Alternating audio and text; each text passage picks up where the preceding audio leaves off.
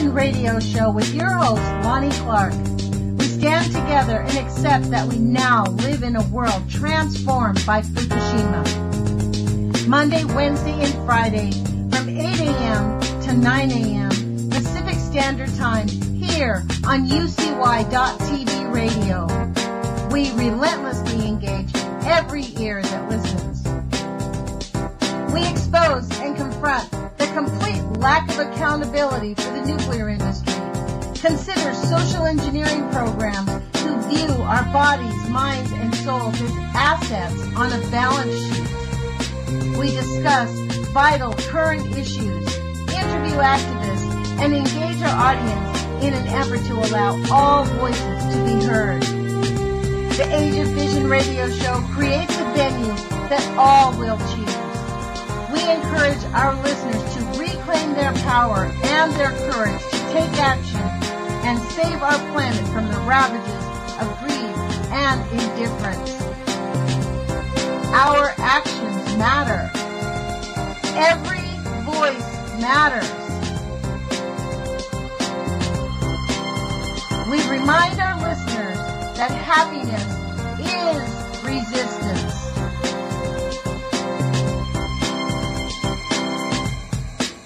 Love is greater than fear.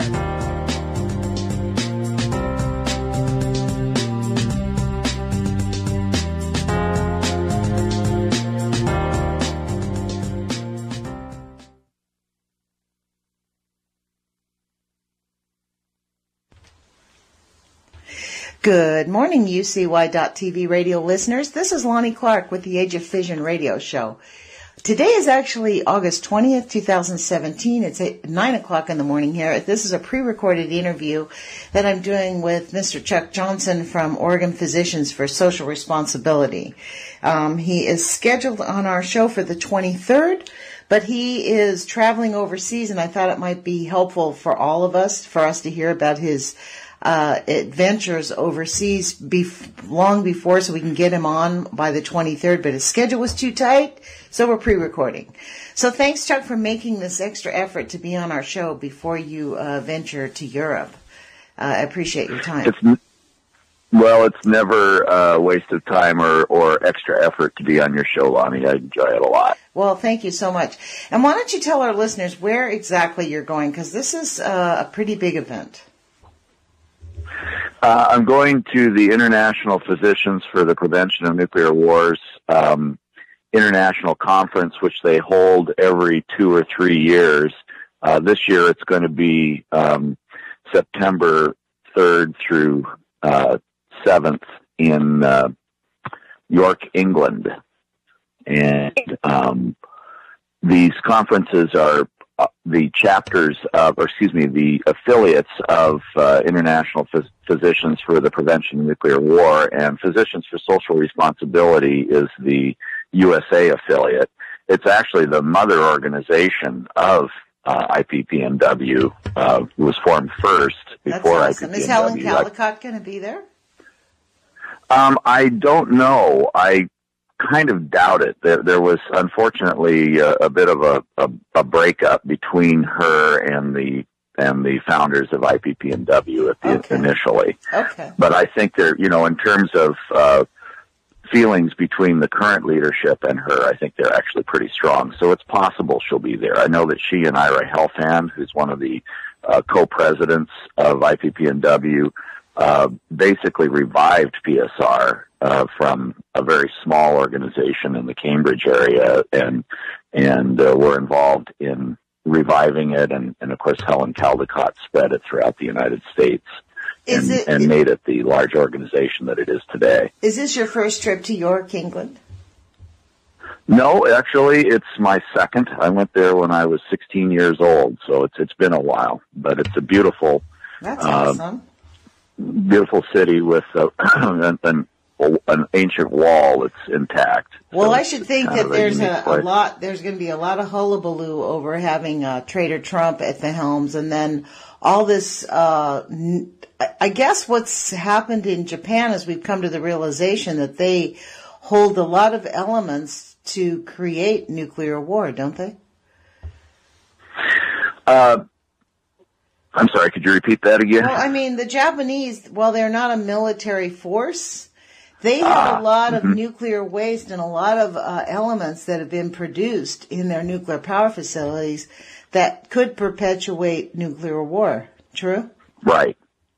Yes. Okay, so this is one of the really dangerous aspects of the situation between Kim Jong-un, North Korea, and President Trump, is the fact that Japan has been sitting, as you say, on all of this plutonium for a number of years. They've been stockpiling it, ostensibly for their use in the commercial nuclear power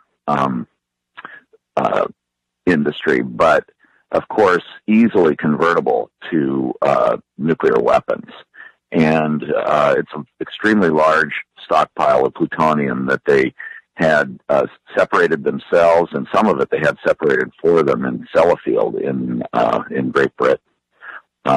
And with the fairly clear option at all times that if they no longer felt protected by the United States nuclear umbrella, that they could go it on their own and create their own arsenal.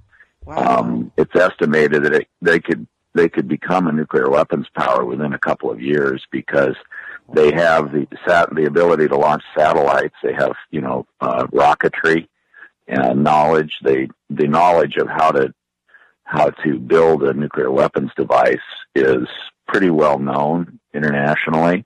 It's just getting all of the elements that you need, the fissionable materials, and having the technical ability to deliver those that are difficult. And the Japanese have, pretty much everything they need in those, in terms of the fissionable material and the ability to deliver it. So, this is one of the dangers.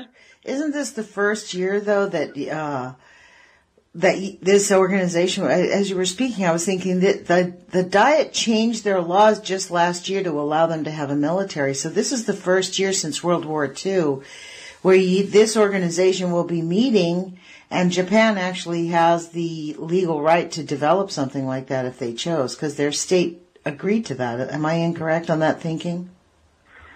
I'm not sure about that. They've had a military force that they called their defense force, so I think it's more been a question of semantics. Okay. I think they've always been able to do something like this. They didn't necessarily have to call it an army. They'd still call it just a defense force, because they could claim, like a lot of countries do, that their nuclear weapons are a deterrent, not an offensive. So what is the plan for this? What's the agenda for this meeting that you're having? Do you know what the discussions are going to be on? This will be one of the things, is the confrontation between the United States and North Korea. But the main, I think, focus will be on the recently passed treaty in June at the United Nations, in which 122 nations came together, negotiated, and signed a nuclear weapons ban treaty, this is a historic moment in the history of diplomacy regarding nuclear weapons. It's the first time this treaty has been attempted, and it actually succeeded in passing.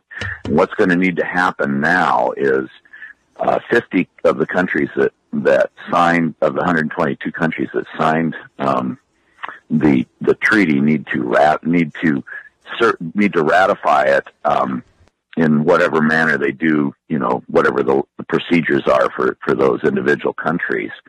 And then the treaty goes into force around the world. So that's going to be, I think, probably the primary focus of the meeting in New York. Each country needs to ratify the ban on nuclear weapons individually. And did the United States did not sign this, did it? No. Yeah, of course. There were a large number of countries that didn't participate in this negotiation.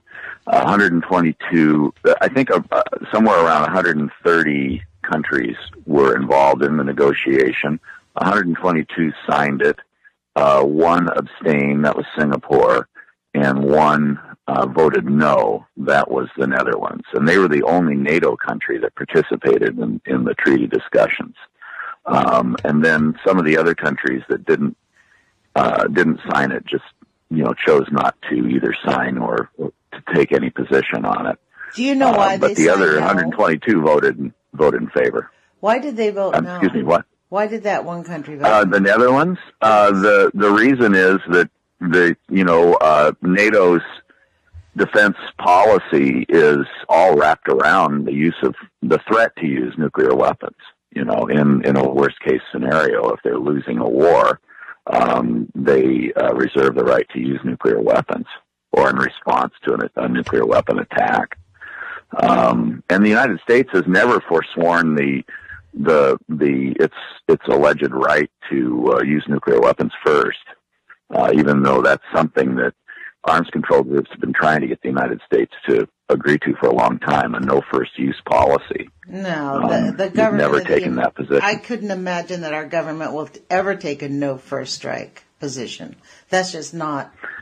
If you're a war machine, you don't take that, because in order to create wars, you have to start one. So that usually requires a first strike policy. That's right. I mean, the United States has taken a very hypocritical position, in my opinion, regarding nuclear weapons from the beginning. That we have a unique role in the world, and none of the rules that we want to apply to everyone else should apply to us. And not every country in the world thinks that's wonderful and thinks that we're wonderful for having that policy. In fact, 122 of them just voted to ban nuclear weapons.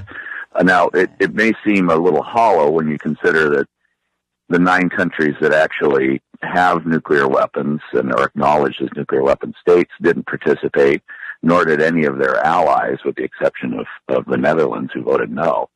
But this is the way, it's a start. The landmines treaty initially was agreed to without the support of most of the countries that were the worst violators of the treaty, of what became an international treaty. But those countries eventually were shamed into agreeing to going along with it. And at this point, landmines are now creating a lot less damage than they ever have as a result of that international treaty. And bit by bit, the legacy of landmines is being, systematically dug up and deactivated throughout the world. So, granted, nuclear weapons are a lot bigger task to ban than landmines are, but this is a pathway that can lead us eventually to nuclear weapons abolition, I think. And that's the hope of the people who are going to be at this conference, and there's a number of others. IPPNW is part of a international coalition called the International Campaign Against Nuclear Weapons, ICAN, and that was the lead group that was advocating at the United Nations to get this treaty negotiation started. So it'll be through ICAN that IPPNW and the other groups around the world will be strategizing and trying to figure out how to get the 50 countries to sign on so that the treaty then becomes international law. Can I offer a suggestion that you might pipe up there? Is by putting pressure on those same countries who have nuclear capacity to focus their new industry on nuclear waste remediation. Because we have a massive, catastrophic problem going on every place where there's been nuclear. And if those countries could actually let's just be clear, nuclear weapons is about making money. Nuclear industry just soaks up the beans. So let's give them the same money, but instead of perpetrating weapons and warheads, how about creating massive ways to remediate the 80, 90 years, the 700,000 years of nuclear waste that we have going on? I mean, I'm glad to give them the money. That is what was supposed to happen after the end of the Cold War. There was this You had treaties signed between Reagan and Gorbachev, and then, the Soviet Union collapsed, and, Russia inherited their nuclear weapons arsenal, and the United States and Russia were friendly, at that point, and as the two main drivers of nuclear weapons expansion, and the two most heavily armed and dangerous countries in the world. There was supposed to be a peace dividend, and it was talked about a lot during the George H.W. Bush administration Really, they and called then it the a Clinton dividend? administration. Is that really what they called it, a dividend? There was going to be a peace dividend, where the money that we were spending on war capability was going to start transferring into, human resources and things that were useful to people, more useful to people than the military hardware, which only created destruction if it were actually used. It employed people, obviously, in the factories. It employs people now in the factories that make these war machines, but and weapons. But it doesn't, the end product isn't something that's helpful, obviously. Unless, of course, you're, into deterrence. Its use is if it's a deterrent, negative. You only need a handful. If it's a real deterrent, you only need a handful. We don't need hundreds and thousands. I mean, and we do not need to be using depleted uranium weapons. I hope that will also be brought up there, because talking about using no nuclear weapons, depleted uraniums are nuclear weapons that the United States is now selling and using. They changed their Army manual to allow the use of depleted uranium weapons. I hope you will pipe up about that, to be honest, and ask a question and ask people to talk about it, because this is how we have gotten into this. We can talk about nuclear war as being maybe a possibility. That's my, once you start inching towards it, okay, so we can use nuclear weapons, like Trump's just mouthing off while we have these. Really, this is really dangerous what's going on in the South Pacific. Is that going to be a big topic down there? Well, the depleted uranium is an issue that PSR and IPPNW have been trying to alert people to for quite a long time, and it's not the same as nuclear weapons explosions. It doesn't have the really massive capacity to kill people instantly in large numbers like that.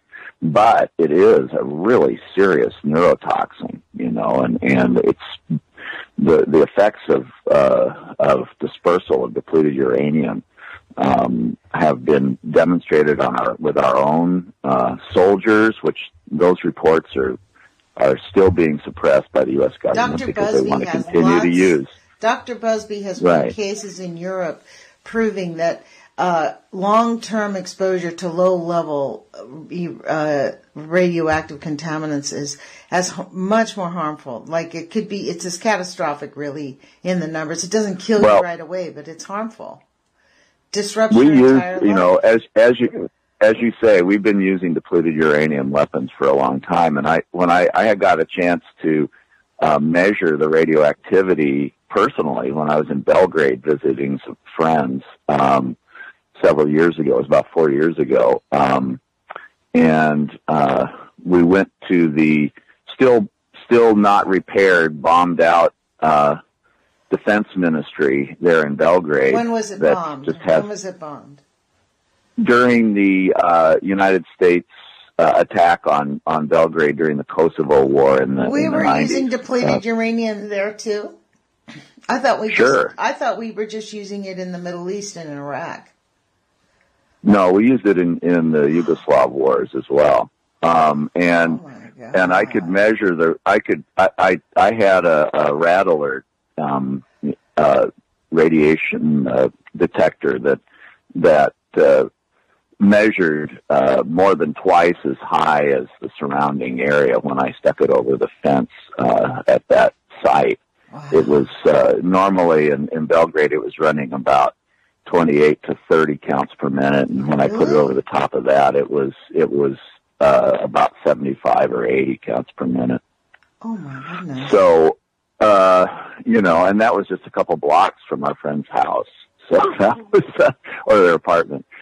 And right in the middle, right in the center of Belgrade, but it hasn't been, that's the one sort of site that they haven't torn down and repaired. They sort of keep that as a monument to remind people of that, what happened. But, 25 anyway, yeah. So high. Oh, yeah, it was fairly high there. And then 75. Anyway, I had no idea that our government used depleted uranium weapons in that war. I thought it was new. Well, they just, not that new, about that time. How long has it gone back that they started using well, they were using them during the first Gulf War. I know that. I mean, there were people who got exposures to it. That was part of the Gulf War syndrome, was people going and looking at all of these blown up tanks, these Warthog aircraft that were using depleted uranium rounds to just blow the crap out of, I have to admit, 1,000 Iraqi tanks or something like that. Really? And then people were there getting souvenirs, taking pictures, climbing all over these burnout tanks, and some of them got really heavy exposure to the depleted uranium as a result of that. So and they have. I'm having a Scooby-Doo moment right now. I have to say, I feel like a completely illiterate American. I did not have any idea they went back, that our government has been using depleted uranium weapons that far back. I thought they just started it in the Iraq War. They've been using them the whole time they could, haven't they? That's really the answer. Is they don't get what excuse my language, I beg your pardon. They don't care what the laws are. Well, there hasn't been any law against using depleted uranium. Should be, but they've tried to, because it's such a convenient, useful military material. The United States military, just like with Agent Orange, it's tried to suppress the information about it. It took them forever to acknowledge Agent Orange was harming people, but now they finally have, and they're finally helping people who've been hurt by it. Not in Southeast Asia, mind you, but, the United States veterans anyway. And, but that's not really happened with depleted uranium yet.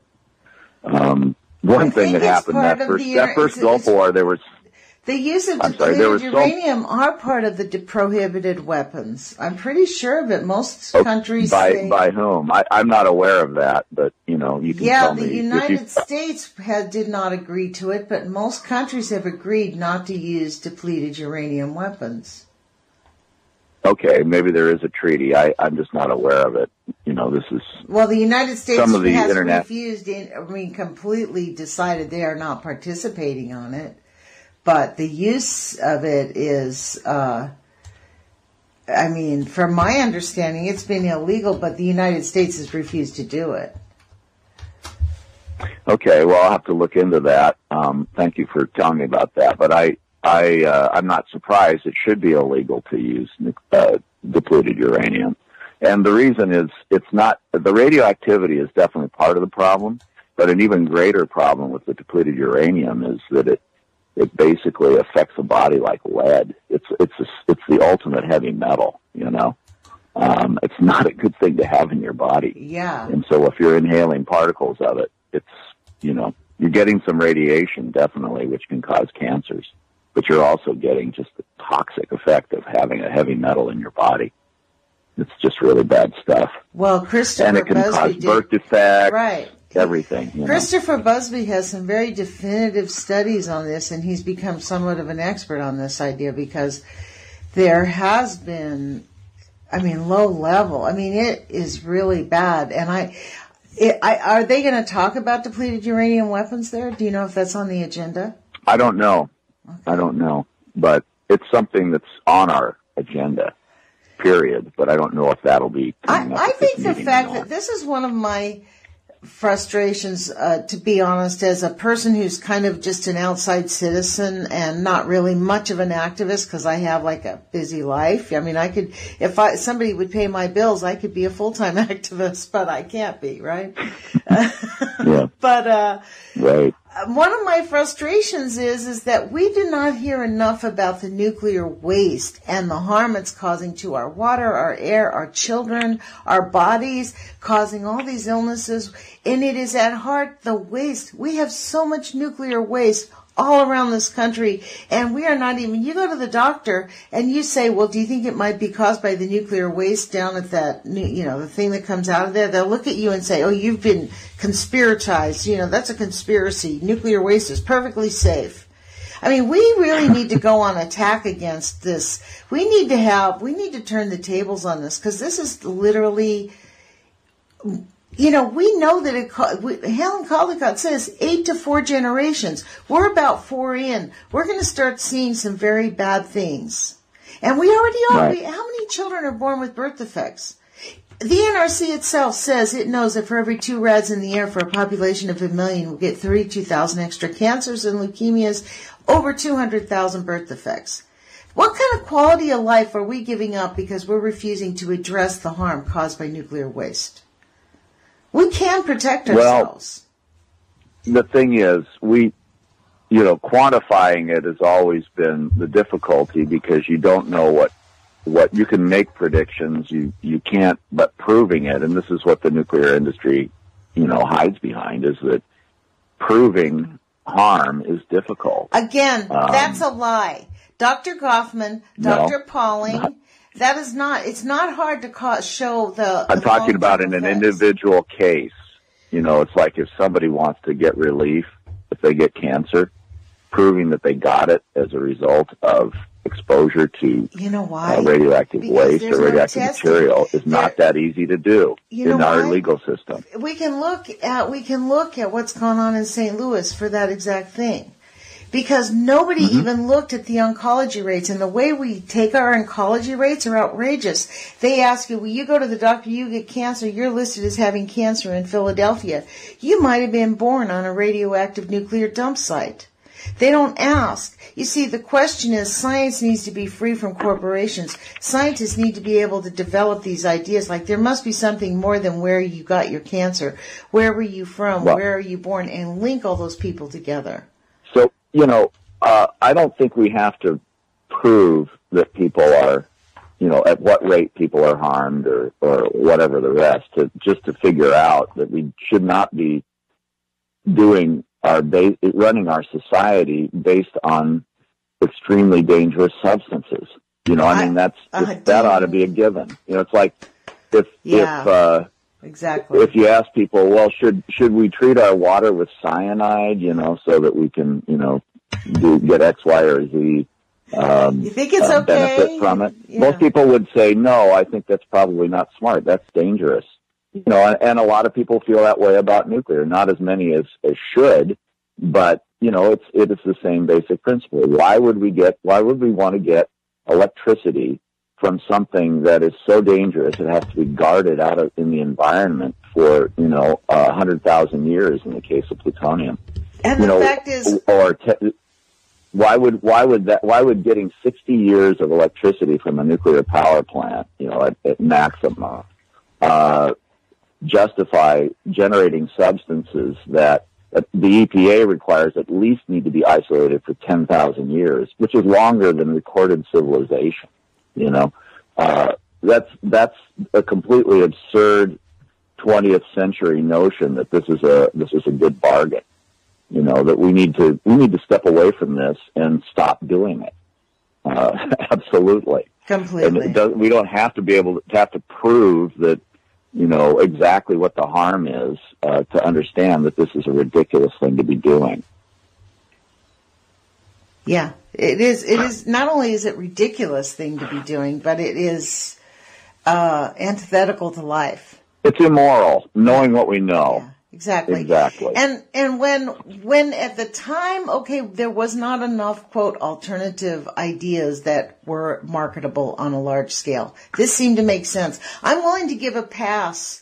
Like, I'm not out for their heads. I'm not into one of these people that wants to put the guillotines out. I call myself a truth nuker, not an anti-nuker. I don't want to, like, off with their heads because they know they've been lying to us for 70 years. I'm willing to call a truce. Let's just move forward and figure it out, because we can't keep building new nuclear wars.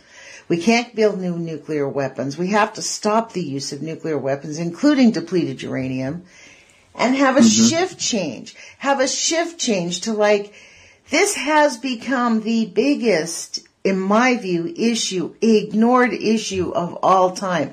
They have taken their diaper and just smeared it all over the wall for the last 80 years, and everybody's like, wow, don't we love the new color brown on the walls now? It's really great.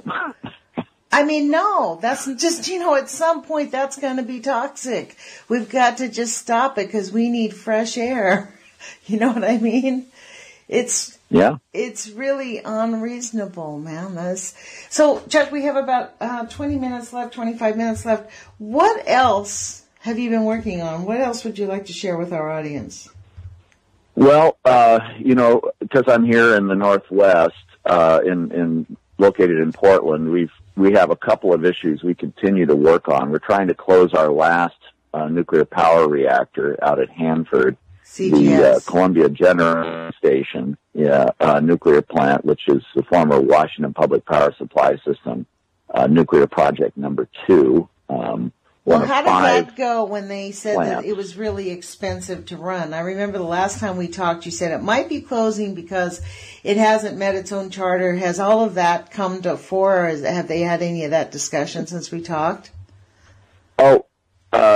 The public power agencies that built this plant and run this plant, there's 27 publicly owned utilities in Washington that have a board that govern the plant, are still, I think, in deep denial about both the danger of this plant and also the cost of it. They're still feeling the need to justify, as I was starting to say, they tried to build 5 nuclear power plants and only completed 1 of them, and then defaulted on 2, and the bondholders lost most of their money. It was the largest municipal bond default in the history of the United States at the time. This was in 1984. And then the other 2 that weren't finished, we're still paying in our Bonneville rates. It's 36% of Bonneville's electric rates that it charges its customers go to nuclear projects. Wow. 2 of which were never finished. 36%?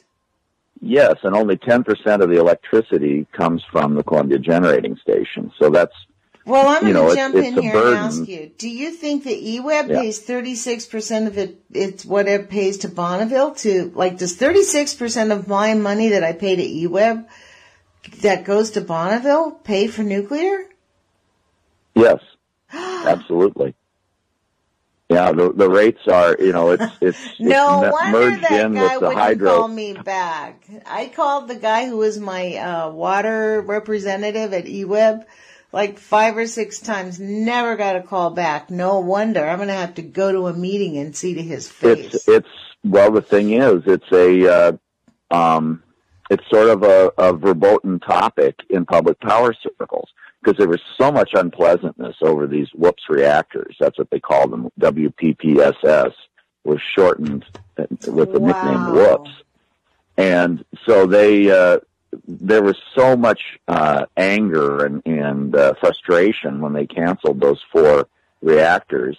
And a lot of these utilities felt like that was a bad decision, even though the power wasn't needed and these things had gone way over budget. So the folks that support nuclear energy, including the publicly owned utilities in the Tri-Cities area right around Hanford, that really like nuclear energy and like things nuclear, have been in, just as they were in the forefront when they were trying to build these things, they're in the forefront now, influencing the rest of the public power movement to hold out the nuclear dream. And in fact, there is discussion of building a new nuclear reactor system out in Idaho, and the Energy Northwest, which is this Washington group of 27 publicly owned utilities, would operate that reactor system. Interestingly, when they were given the choice or the option of advocating for building the first one at Hanford and owning it themselves, the large utilities and most of the utilities in Energy Northwest turned that down. So even though, on the surface they're pro-nuclear, they understand that the uncertainty of the economics of it is pretty bad. So this reactor system, if it were built in Idaho, and they're hoping to build this system by 2026 is their goal. It used to be 2024 as of November last year, but now they've pushed it back 2 years. Would be another group of publicly owned utilities in Utah, Utah Associated Municipal Power Systems.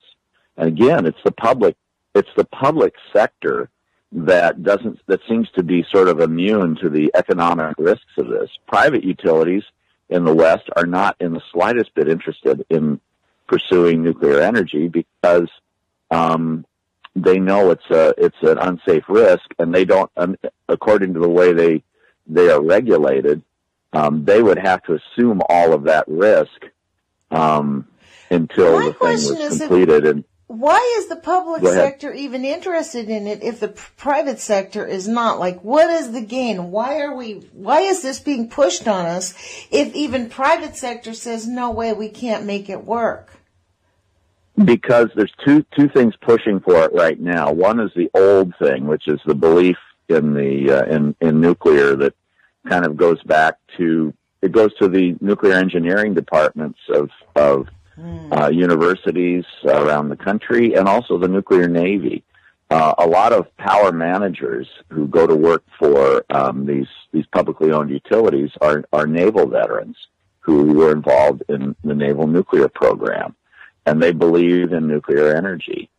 So and engineers have been trying to figure out ways to make nuclear power plants safer and more economical. And there are many, many different designs out there that have been discussed and considered, and some that have been invested in, including this one that from Corvallis, the NuScale system that was bought out by the giant Fluor Corporation, and that's who's been funding this plan for Idaho is Fluor, and the U.S. government has also been funding research. Half of their expenses for developing this reactor thus far have come from our tax dollars. Isn't Fluor the company, money. The one that didn't do so well in France, if I recall? No, that's Areva okay. And Electricity de France, and they have, again, the nuclear power industry in new build in the West, in Europe and the United States, has been suffering a whole series of failures, economic failures. I have been looking up failures. This DU issue while you've been chatting, and check this out.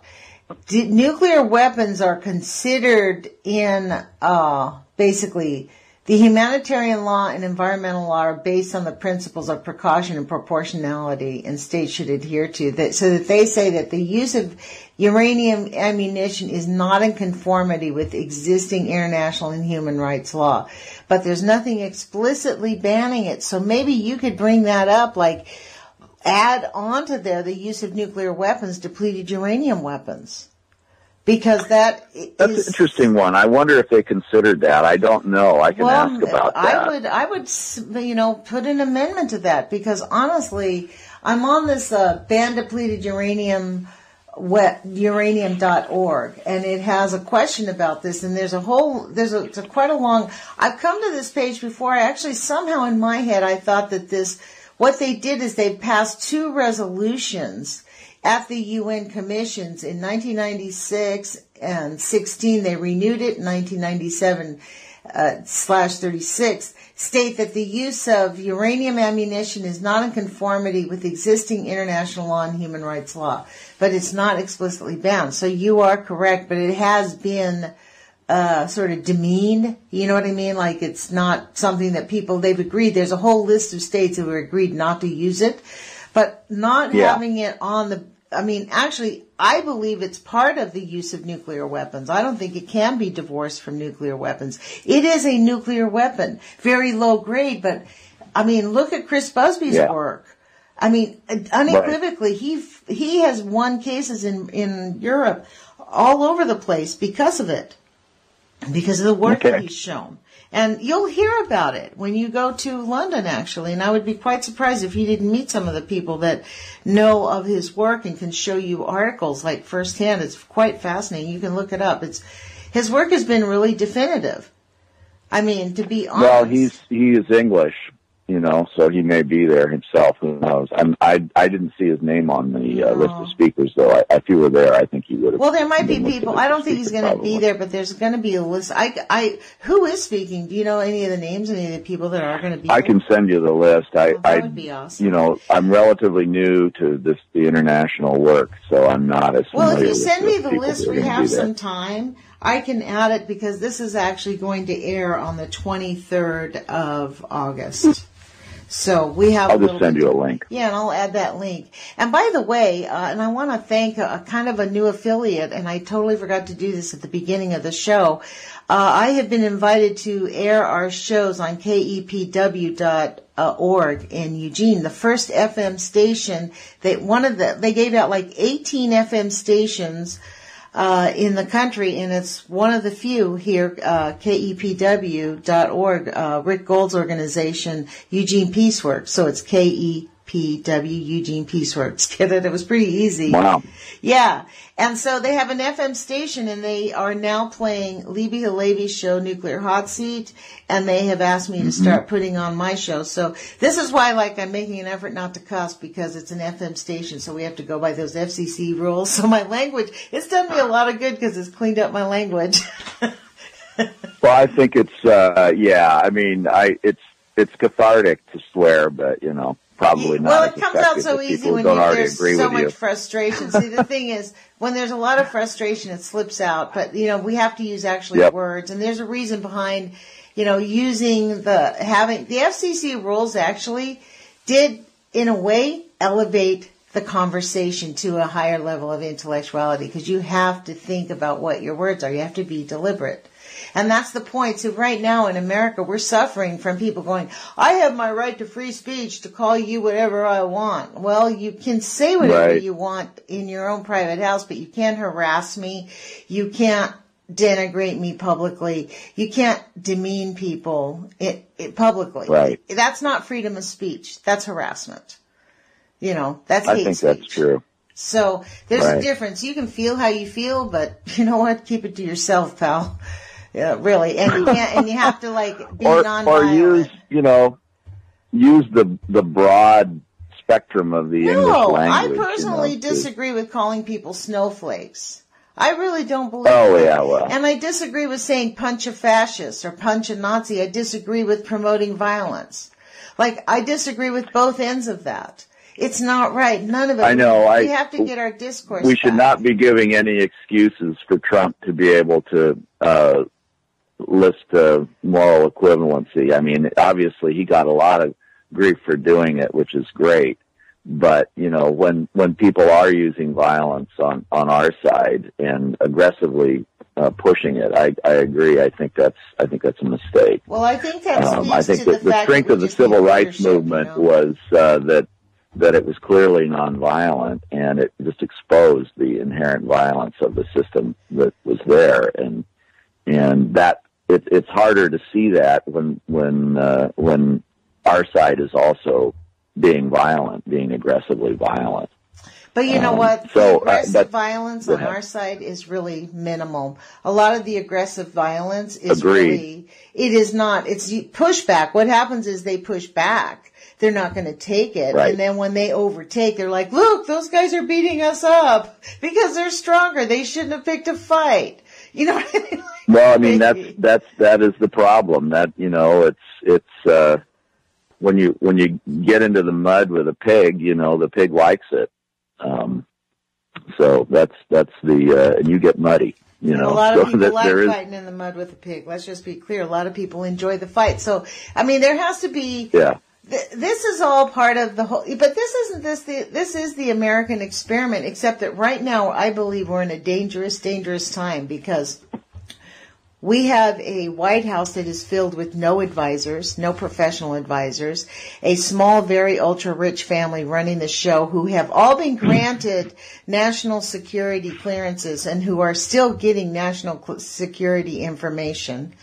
And military advisors all around the president. The only ones left are the military or mega corporate guys. Yeah. And a Congress who can't wait to get back in and start taking away money from poor people. That's, to be honest, this is going to be a time when the Republicans are going to spank America hard for electing them.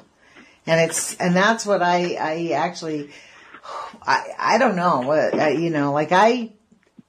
I don't know what's going to happen, but it doesn't feel so good. Well, I do get to go to England. The good part is that people fought back on the health care thing to the point where the Republicans really didn't have the votes to repeal and replace or really do anything. And I think it became clear to the public generally that the Republicans didn't have a plan, and that scared people. People said, they're going to take away my health care, and they're not going to replace it with anything, or anything I'm going to want. And I think that their agenda is starting to unravel. I really do. They've got control, and yet they can't do anything. You mean hopefully. Be exposed? They're doing plenty in the agencies right now. EPA is being dismantled.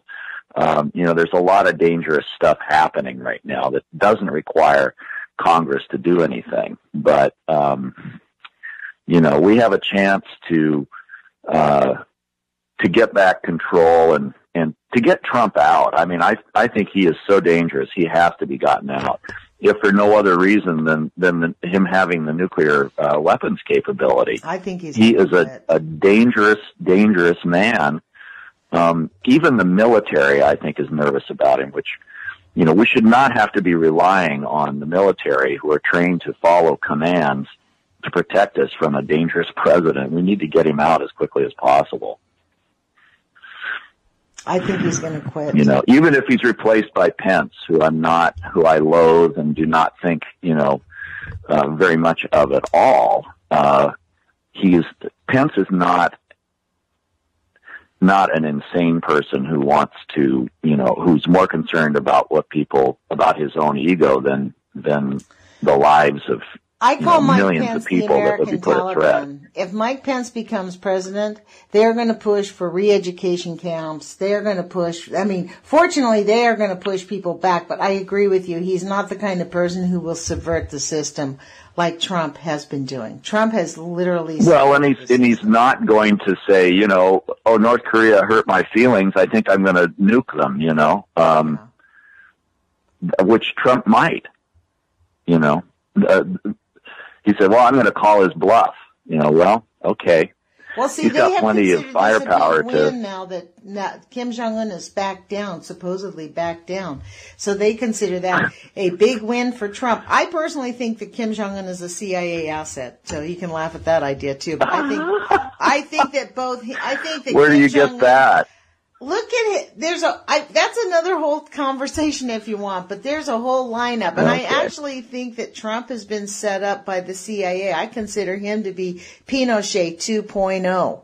We did not have a fake military coup here. We had a fake election from the get-go, with the Democrats stealing the primary, with Trump squeaking his way in. The whole thing stinks. So you think the CIA didn't think Hillary was supportive enough and they wanted Trump instead? I have no idea what the real reason is, but Hillary was sabotaged and gutted at the last minute. So I have no idea. She definitely was, but I don't think the CIA was in on it. I think the intelligence agencies are unhappy that Trump's there because he's so totally unpredictable. He's completely more. They have no idea how insane this guy is. When he got to the White House, they probably went, "Oh my God, we had no idea." Exactly. They had no this was not a CIA planned plot. I don't think. I mean, that if it was, it backfired. Chuck, I have to say, he has stirred up my PTSD from my childhood abuse, because I have seen this program before. Let me tell you what, we have not seen anything yet. This guy, he is a true abuser. After this last week, he's cooking up something big. He's either going to quit or he's cooking up something big, and he is going to spank the American people hard. My guess is he's going to beat the crap out of us before we get him out of office. We're going to have to be like the battered wife who's in the hospital with strangle marks on her neck going, I can't take you anymore. I mean, seriously. I think you're right. He's demonstrated throughout his career that he's completely shameless. He can't be shamed into doing things.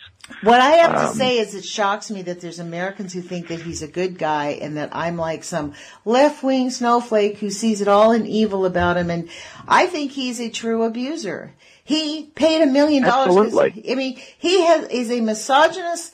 The vile language he was heard on saying before the elections with just a few short years earlier. It wasn't like 30 years ago when he was now on the Howard Stern show. It was like 7 or 8 years earlier. He was still talking like he did on the Howard Stern show. Right. But look, we have just a few minutes. The time is ticking here. We have about 8 minutes. I want to ask you about if you know anything about the movement against the HR 3053, the Nuclear Waste Policy Amendment Act of 2017, where they want to have us give up our federal rights for water and allow the nuclear waste to be dumped in our rivers. Do you know anything about that? Well, it's basically, it looks as though a change to the Nuclear Waste Policy Act is likely to pass the House.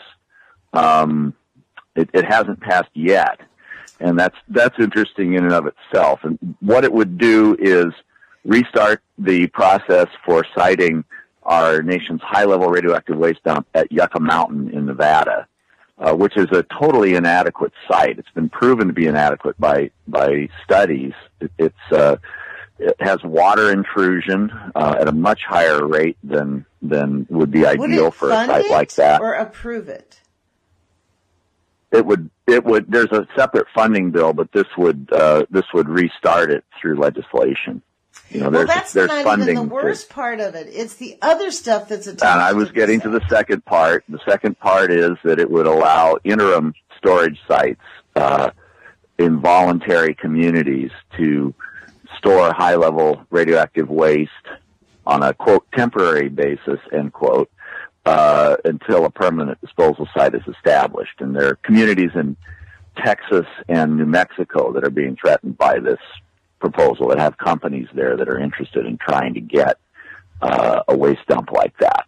And there are communities around the country with nuclear power plants, some of which have been closed, that are anxious to have their high-level waste taken away from their community and taken somewhere else. Do we know any Congress people that are on the fence that we could call and say, hey, because like I've actually called Schrader here, who's a co-signer. What I do is I look up and see who's a co-signer on the bill, and I call the ones in our area and say, relook at this. And I actually faxed them over Donna Gilmore's page about what this policy act will mean to us, what it really means, because most of them do not even know the biggest harm. She's created a really great worksheet that explains. You're in the Eugene area. I would contact DeFazio. The more no votes we get, the better. I have contacted DeFazio's office for sure, but he's not a co-signer. Blumenauer, all of the Oregon reps definitely should be talked to, and our senators are even more important, because this is, if it ever comes to a vote on the floor of the House, this will pass. It may not. And what's stopping it right now? You want to know what's stopping it? What? What's stopping it is the fact that there is no separate nuclear waste fund at the federal level. Companies that have nuclear power plants have been required to put money into the federal government for high-level radioactive waste disposal, and that's been true from the beginning. Right. So they've been contributing money, but it's just like Social Security. It goes into the general fund, and then there's a credit there, but there's no actual cash sitting in an account that you can then disperse. They have to get authorization from Congress to release money that is credited to this account. And the way the Republicans have set up the budget these days, in order to do that, if you add money to the budget in one place, you have to take away money somewhere else. And so this is creating a problem for them. If they want to actually get these processes going, they have to spend general fund money, and they have to find a way of, something else that they're going to cut that would replace it. And so this is a problem the Republicans have created for the nuclear power industry, and it's kind of fascinating. The other part of it is the nuclear power industry itself has been getting off with saving some money in recent years, because when Yucca Mountain got canceled by Obama, they went to the courts and said, hey, there's no permanent disposal site being investigated by the federal government. We shouldn't have to keep paying into this waste fund. And in fact, we should be able to get money back for storing it on our own sites. So right now, they're not having to put money into the waste fund. They're able to take money from the feds for their dry cask storage at reactor sites. And with so many of these reactors having financial difficulty competing in the market, they don't necessarily want to go back to having to put money back into the waste fund. So, wow. It's an interesting dynamic that pushes that counterintuitively pushes against them passing this bill. So it'll be interesting to see if it ever emerges out of the House. I still suggest anybody who listens to this podcast to please go to HR 3053, Nuclear Waste Policy Amendment Act of 2017, and look up the co-sponsors and call those representatives that are in your area and ask them to change their minds and vote no on this when it comes to shove and take their names off. Absolutely. Because our voices matter. Senator Wyden, and call Senator Merkley if you're in Oregon or wherever state you're in where you're hearing this. Call your 2 U.S. senators and tell them what an irresponsible bill this is. Exactly. Because setting up a temporary storage site and shipping this extremely dangerous material that's lethal, spent nuclear fuel, if you're standing next to a fuel assembly when it's freshly out of the reactor, you would die within a minute just from the exposure to the radiation.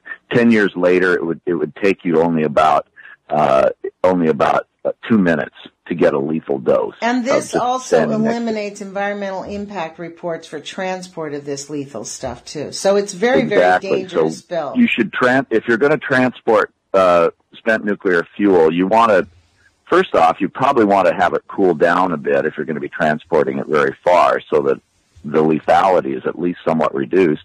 And secondly, you only want to move it once. You want to move it to the permanent repository. You don't want to move it across the country to one place on a temporary basis and then have to move it again to the permanent disposal site. Amen to that. Well, Chuck, guess what? We have only 1 minute left, but that's a great place to end. I want to thank you for joining us. You've been listening to Lonnie Clark and Chuck Johnson from Oregon Fission for Social Responsibility. And I want to welcome our new family at KEPW.org. You can listen to them online also. So thanks, Chuck, for joining us. I really appreciate it. Well, it's really great. Thanks for having me, Lonnie. Yes, and put your courage feet on, you guys. It is really up to us. Our voices matter. We have to lean into this if we want to help our planet remediate itself and help build our culture. So, again, thanks, Chuck, for joining us. Put your courage feet on. We will talk to you guys soon. We'll have links in the aftermath. Talk to you later. Bye.